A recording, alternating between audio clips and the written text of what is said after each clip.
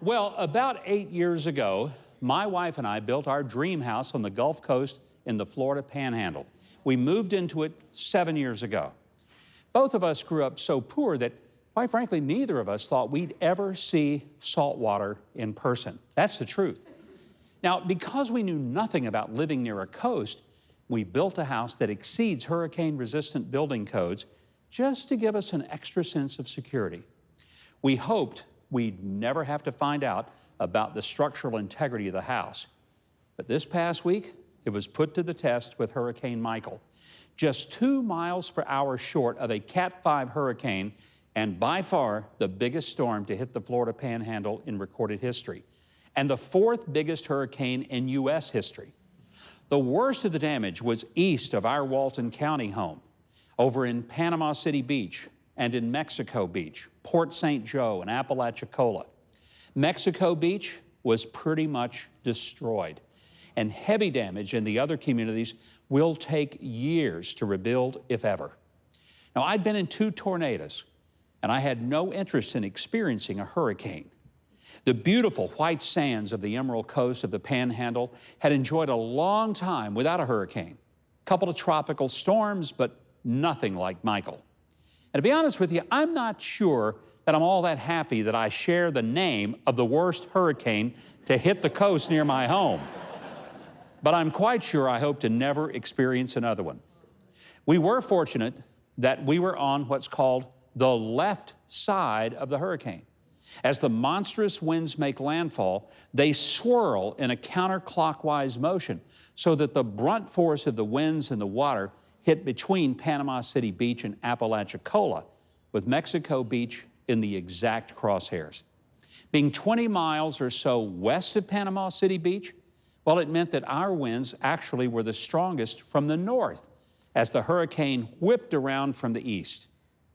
I gotta confess, it is the only time in my life when I truly wanted to be on the left side of anything.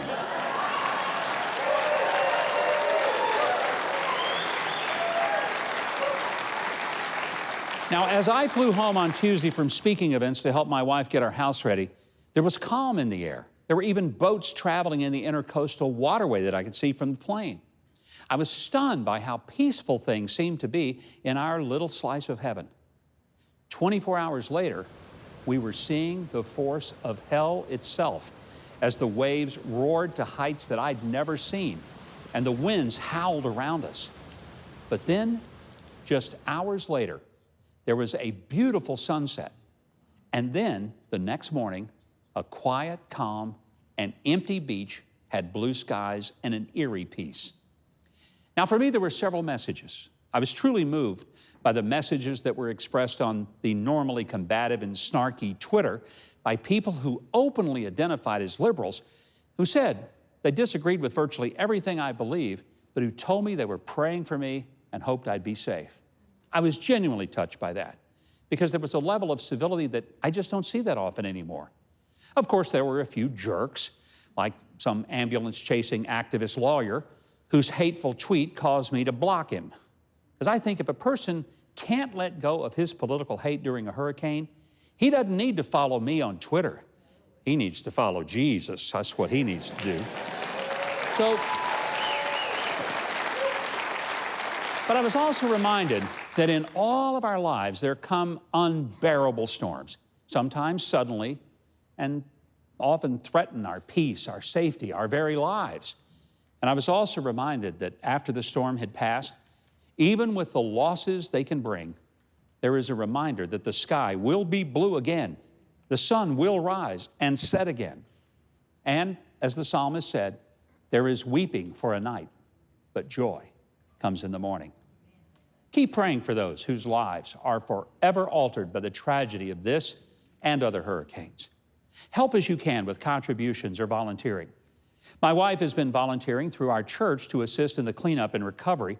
She worked in a local shelter prior to the storm. And then you can step back and be reminded we can't stop a storm, but we can step into the needs of our neighbors and show God's love. That we can do.